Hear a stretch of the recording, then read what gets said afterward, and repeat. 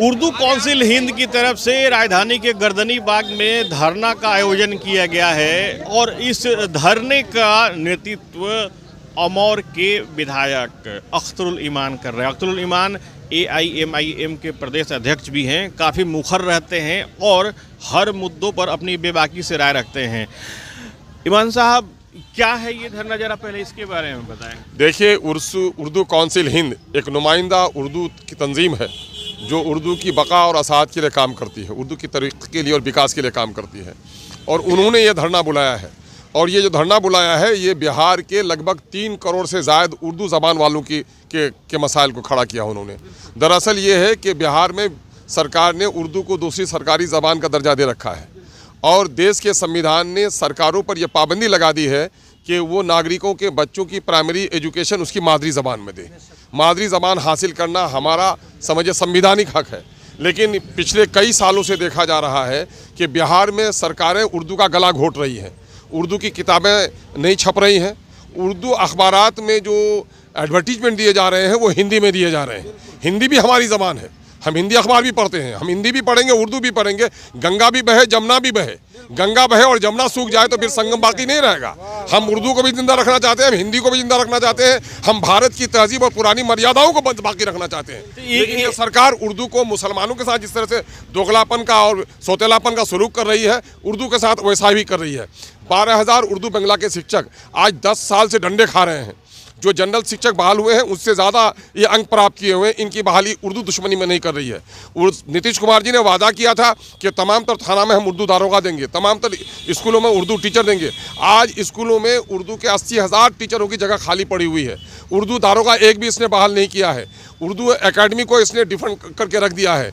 Urdu मसावरती committee जो directorate है उसको भी इसने बर्बाद करके रख दिया है। उर्दू से जुड़ा हुआ मदरसा एजुकेशन बोर्ड है, मदरसा एजुकेशन बोर्ड के चेयरमैन को इसने नहीं बहाल किया है। उर्दू के ट्रांसलेटर 1200 जगह खाली पड़ी है, उसको बहाली नहीं की है। उर्दू की पढ़ाई होती है मदरसा शमसुल-हुदा में, उसके प्राइमरी सेक्शन में एक भी टीचर नहीं है। उर्दू अरबी रिसर्च इंस्टीट्यूट में, फारसी इंस्टीट्यूट में एक भी टीचर बहाल नहीं है।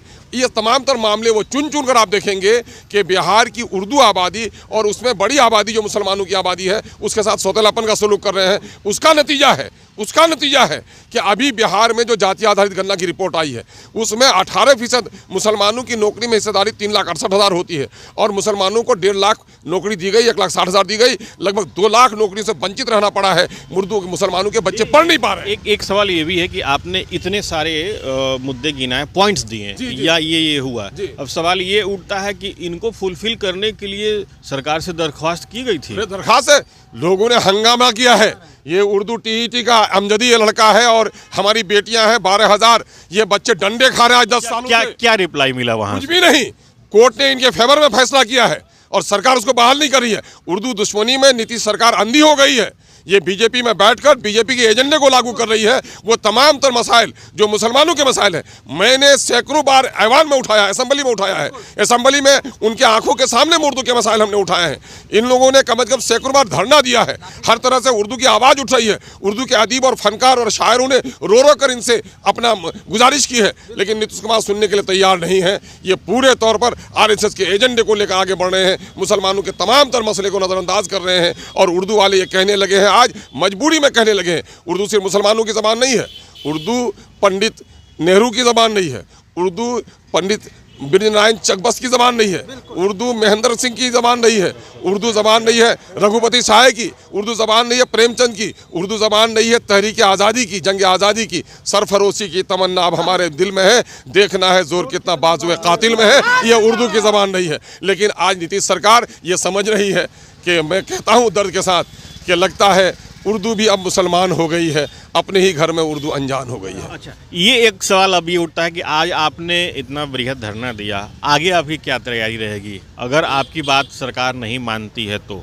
उर्दू काउंसिल हिंद के जो नाज़िम आला हैं, जनरल सेक्रेटरी हैं असलम जावेदा साहब हैं, इनके सरपरस्त जनाब शमाइल नबी साहब हैं और इन लोगों ने तय किया है कि हम एक सिंबॉलिक धरना देंगे। अगर सरकार ने होश के नाखून नहीं लिए, सरकार ने कान नहीं धड़ा, तो फिर हम इसके लिए उर्दू आबादी को बेदार करेंगे और पूरे बिहार में उर्दू तहरीक चलाएंगे। और मरहूम गुलाम सरवर साहब ने उर्दू की जिस तरह से कफन बर्दोश होकर लड़ाई लड़ी थी, वो लड़ाई लड़ने के लिए हम पूरा आज़म हैं। तो ये अख्तरुल ईमान ने एक तरह से ये स्पष्ट कर दिया कि उर्दू की जो बातें हैं, जो वादाएं सरकार ने की थी, उसे पूरा करना ही होगा, नहीं तो आगे वाले दिनों में और भी कदम जो सरकार की बात तक पहुँचे, उनके कान तक पहुँचे, उसके लिए उठाए जाएंगे। Sujit Kumar, TV9 digital, Patna.